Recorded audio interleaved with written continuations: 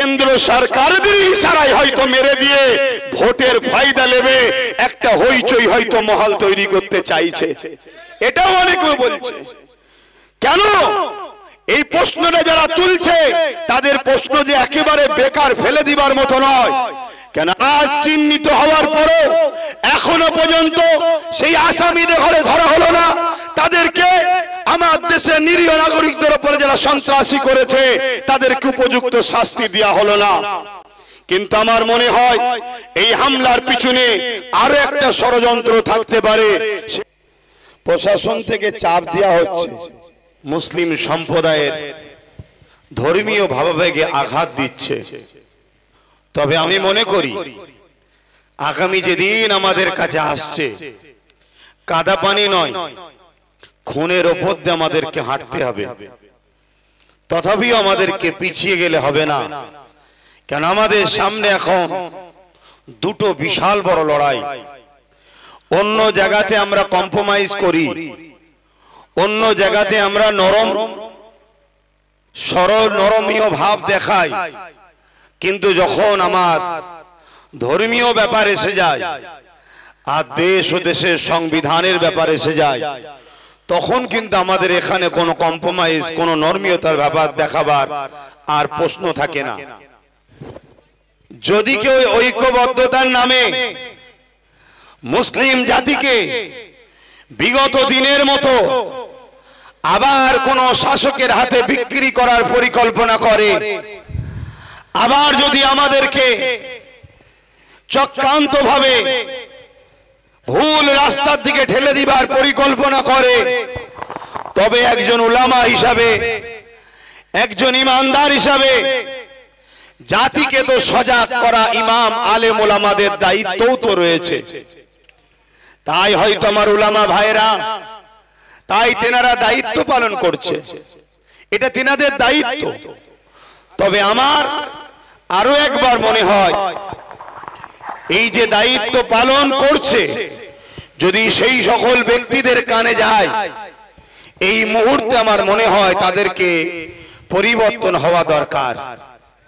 যদি পরিবর্তন না হয় আগামী দিন 10 বছর আগে যেমন বলেছিলাম যে কোনো আজকে ঘটছে, আগামী দিন বলে যাচ্ছি ওই সকল উলামাদের ঘরেও মুসলিম সমাজী হিসাবটা গন্ডায় গন্ডায় কিন্তু আগামী দিন বুঝে নেবে যুব সমাজ। কেন আমাদেরকে আজকে পুরো বানে ভেসিয়ে দেওয়া টাইপের ভাসিয়ে দিয়েছে। আজ কেন্দ্র সরকার দেশটাকে ধ্বংস করে দিচ্ছে, বিশ্বগুরুর নামে আজকে দেশের জিডিপিকে ধ্বংসের দিকে ঠেলে দিয়েছে। বিশ্বগুরুর নামে আজকে ভারতবর্ষকে পুরো পৃথিবীর কাছে মাথা হ্যাট করে দিচ্ছে। বিশ্বগুরুর নামে আজকে আমার দেশের ক্ষুধার্ত তালিকা দিনকে দিন বেড়ে চলেছে। বিশ্বগুরুর নামে কেন্দ্র সরকার আমার দেশের এয়ারপোর্ট থেকে শুরু করে, আমার দেশের রেল থেকে শুরু করে, আমার দেশের বিভিন্ন প্রপার্টি গুলোকে, ঐতিহ্যপূর্ণ সম্পদ গুলোকে আজ বেসরকারীকরণ করে পাবলিকের হাতে বিক্রি করে দিচ্ছে। কেন্দ্র সরকার মানুষের রুজি রুটি দিতে পারছে না। কেন্দ্র সরকার বেকারত্ব দূরের কথা, বেকারত্ব দিন দিন বাড়িয়েই যাচ্ছে।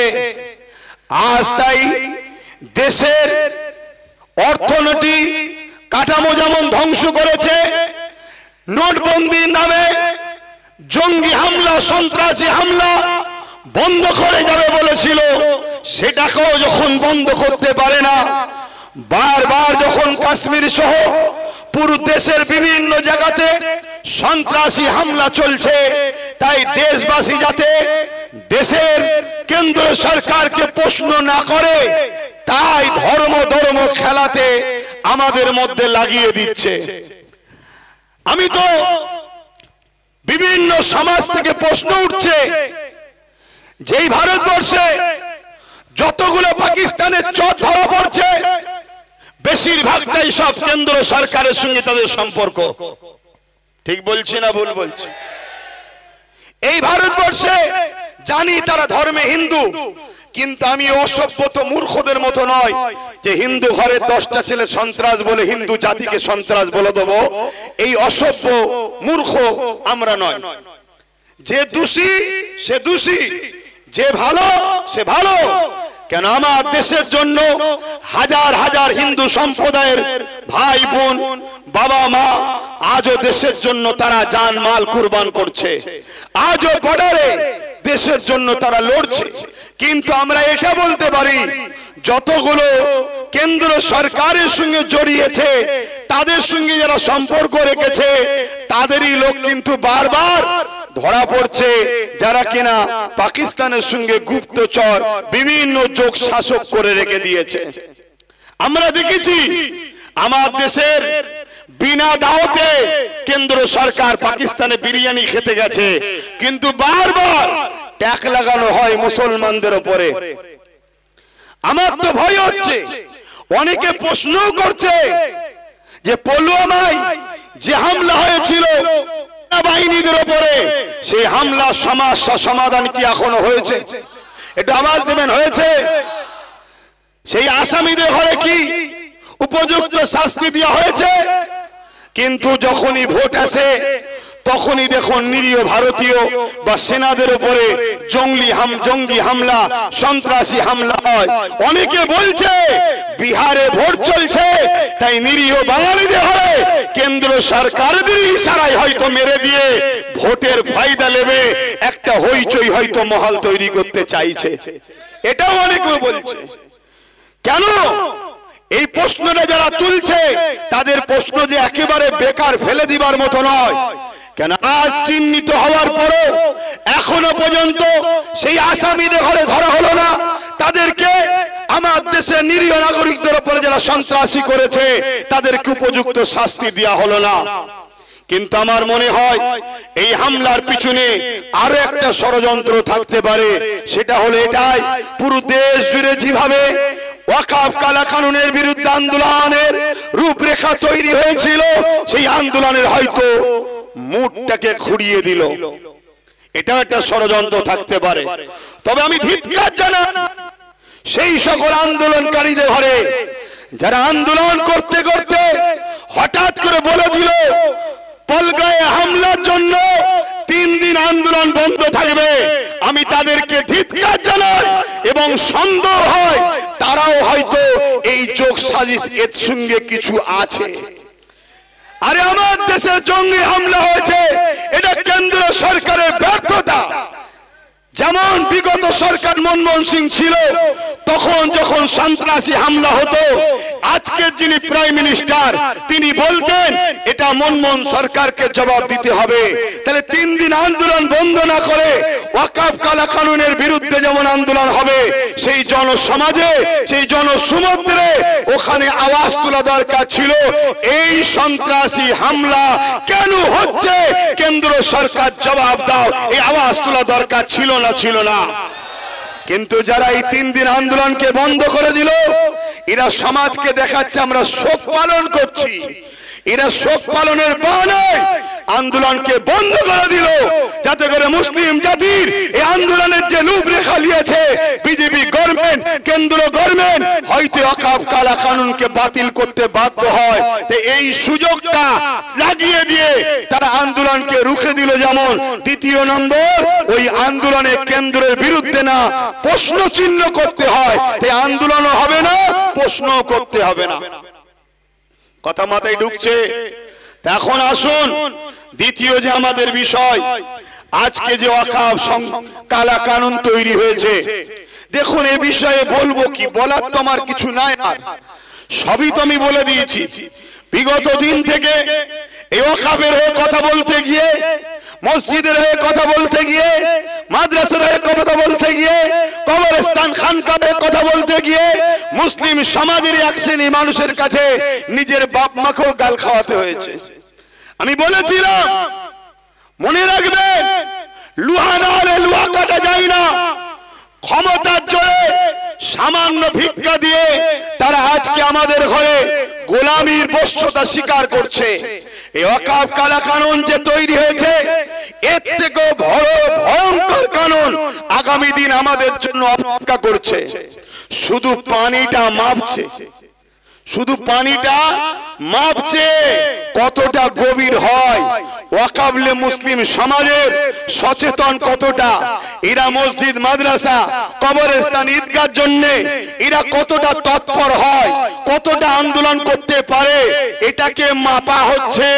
এরপরে একটা আইন আসছে চলেছে, সেই আইনটার নাম হলো ইউনিফর্ম সিভিল কোড, ইউসিসি। সেই আইনে কি হবে? আজ মসজিদ চলে যাচ্ছে, আপনি ভাবছেন মসজিদ বানিয়ে নেব। আজ মাদ্রাসা চলে যাচ্ছে, আপনি ভাবছেন বানিয়ে নেব। আজ কবরস্থান চলে যাচ্ছে, আপনি ভাবছেন আমার ঘরে কবর দেব। কিন্তু মনে রাখবেন, ইউনিফর্ম সিভিল কোড আসছে, যেখানে আপনার জন্য কোরআন ব্যান্ড হবে, যেখানে আপনার জন্য নামাজ ব্যান্ড হবে, যেখানে আপনার জন্য রোজা ব্যান্ড হবে, যেখানে আপনাকে ইসলাম ধর্মের কালচার করতে পারবেন না। আপনি আপনার ধর্মীয় কালচারে যে বিবাহ করছেন, ওই বিবাহ চলবে না। এক দেশ এক আইন, সেই আইনটা হলো কি? আমার দেশের রাজা হবে, রাজা যা করবে তাই হবে। আমার কথা শুনছেন আপনারা? বিগত দিন যা বলেছিলাম আজ ঘটছে, আজ যা বলছি আগামী দিন ঘটবে। বড় পাওয়ারের সাথে বলছি ঘটবে। হ্যাঁ, এটাকে রুকা যাবে। এটাকে রুখতে গেলে সর্বপ্রথম আমাদেরকে অঙ্গীকারবদ্ধ হতে হবে। এই মাইকে কথা বলার নয় ভাই, কথা বুঝে আসছে তো? প্রশাসন থেকে চাপ দেওয়া হচ্ছে। আমি এখানকার কথা বলছি না, অনেক জায়গায় চলছে। কারণ এখানের প্রশাসন, দত্তপুকুর থানা, আমার জানা মতে সর্বসময় কিন্তু আমাদের সঙ্গে মানববন্ধন, মানবতা এবং সংবিধানের ডায়েরির মধ্যে থেকেই কাজ করছে। আমরা বিগত দিন থেকে দেখে আসছি। এইটুকু আমি বলতে বাধ্য হব, কেন তারা করেছে, কথা বুঝে আসছে। কিন্তু অনেক জায়গায় চলছে এই ঘটনা। তো ভাই, এই ইউসিসি কেও বন্ধ করা যাবে, সবটাই সমস্যা সমাধান হবে। আমাদেরকে তার জন্য কয়েকটা কাজ করতে হবে। প্রথম নম্বর কাজ হলো, আমরা যেমন দৈনিক খাই, আমরা বুঝতে পেরেছি না খেলে বাঁচবো না। আমাদের প্রতিজ্ঞাবদ্ধ হতে হবে, জীবন দিয়ে হলো সংবিধান বিরোধী কালা কানুন ওয়াকফকে বাঁচাবো। আমরা এই আইনকে আমরা কোনোভাবে লাগু হতে দেব না। এই অঙ্গীকারবদ্ধ আপনারা হতে পারবেন? আমার আওয়াজ বুঝছেন আপনারা? এই অঙ্গীকারবদ্ধ হতে পারবেন? যেমন দুপুরে আপনারা খান, প্রতিদিন আপনার মাথায় একটা চিন্তাকে রাখতেই হবে যে আমরা অঙ্গীকারবদ্ধ হচ্ছি। আজ খিলকাপুর মাঠ থেকে হাত তুলে অঙ্গীকারবদ্ধ হব। আপনারা রাজি আছেন? সেই অঙ্গীকার এটাই হবে, হাত তুলে সাক্ষী দেন যে আমরা প্রতিদিন যেখানেই থাকি অঙ্গীকার করছি এই ওয়াকফ কালা কানুনকে বাতিল করতে গিয়ে যদি আমাদের জীবন লাগে, আমরা জীবন দিতে প্রস্তুত। আমাদের যদি প্রয়োজন হয় কারো বিরুদ্ধে যুদ্ধ করতে, আমরা যুদ্ধ করতে প্রস্তুত আছি, রাজি আছে।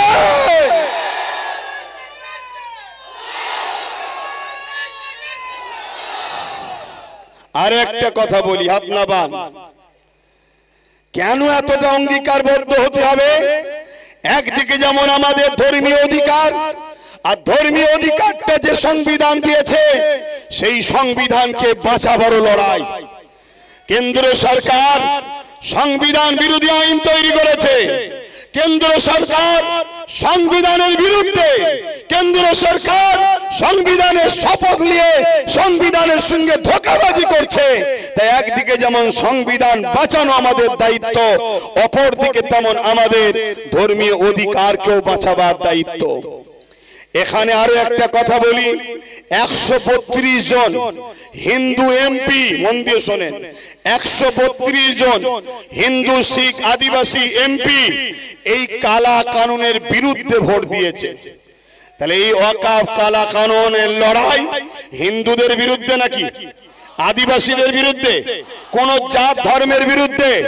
এই আইন যারা করেছে সংবিধানের দুশমন তারা, তাদের বিরুদ্ধে দেশবাসীর লড়াই, ঠিক না বেঠিক? তাহলে এই আন্দোলনে শুধু মুসলমান থাকবে কেন? এই আন্দোলনে হিন্দুরা আসবে, এই আন্দোলনে আদিবাসী আসবে, এই আন্দোলনে সাঁওতাল আসবে, এই আন্দোলনে বাগদি আসবে। আসা দরকার আছে না নাই? তারা আসতে চাইছে, আগামী দিন নিয়ে আসবো। তবে আপনাদের ঘরে মুক্তাদায়ে হাল বুঝতে হয়, মুক্তাদায়ে হাল বুঝতে হয়। সেই হালটা কি? আজ যেমন ধর্মীয় সবাই রয়েছে, স্লোগান দিচ্ছেন নারে তাকবীর আল্লাহু আকবার, ঠিক আছে, কিন্তু যখন সর্ব ধর্মের মানুষ থাকবে সেখানে নারে তাকবীর আল্লাহু আকবার, এটা কি আপনার ইসলাম কি বলছে নাকি? মুক্তাদে হাল ইসলাম বলেছে না বলেনি? তাহলে সেখানে আমাদের হবে কি? ভারতবর্ষ জিন্দাবাদ, সংবিধান জিন্দাবাদ। আর হাততালি যদি দিতে মন যায়, আমরা হাততালিটা একটু অন্য স্টাইলে দেবো। আমরা ওই পুরুষও নয়, স্ত্রীও নয়, আর একটা যে লিঙ্গ আছে তাদের মতো হাততালি দেবো না। আমরা হাততালি দেবো এরকম, মনে থাকবে? সবাই দিন, সবাই দিন, সবাই দিন। আমি দলিল দিচ্ছি, হাদিসে আছে দিন। এবার শুনেলেন, কালচার শিখুন। আমার নবী পাক সাল্লাল্লাহু আলাইহি ওয়াসাল্লাম নামাজে ইমামতি করছেন, উলামারা রয়েছেন। সিদ্দিক আমার নবী পাক বিচারে গেছেন, এক গোত্রের, অত বড় তো বলার সময় নাই, জলসা এলে বলবো কোনি। বিচার করতে গেছেন, আসরের নামাজের ওয়াক্ত চলে যাচ্ছে, দেরি হয়ে গেছে, তাই সিদ্দিক আকবর ইমামতির জায়গায় দাঁড়িয়ে গেছে। এমন সময় হুজুর এসে গেছে, সাহাবারা কাতার আস্তে আস্তে ছাড়ছে, একেবারে রাসূল আবু বকর সিদ্দিকের পিছনে গেছে। সাহাবা হুজুররা সিদ্দিক আকবরকে বুঝাবে বলে যে রাসূল এসে গেছে, হাতের নিয়ত করেছিল এভাবে, এক হাতের উপরে আর এক হাত বাজিচ্ছে। সাহাবা আবু বকর সিদ্দিক কোরআন পড়তেইছে, হুজুর এত কোরআনে মগজুল হয়ে গেছে, বুঝতে পারছেন না। এবারে পুরো মদিনা নববীর ভেতরেতে এক সমস্ত সাহাবারা একে অপরের হাতের উপরে হাত আঘাত দিয়ে সিদ্দিক আকবরকে জানিয়ে দিচ্ছে যে হুজুর এসে গেছে, হুজুরের জায়গা ছাড়ো। জোরে বলুন সুবহানাল্লাহ। এই জায়গায় সুবহানাল্লাহ তো আমাদের বলতেই হবে, তাই তো নাকি? তো কিন্তু আগামী দিন আরো অন্য সমাজের মানুষরা তারাও আসতে চাইছেন, তারাও বক্তব্য দিতে চাইছেন। তো যাক, এই জায়গায় দাঁড়িয়ে থেকে আমি আপনাদের ঘরে কয়েকটা কথা বলবো। নাম্বার 1, যেটা আমার পূর্বে একজন বললেন,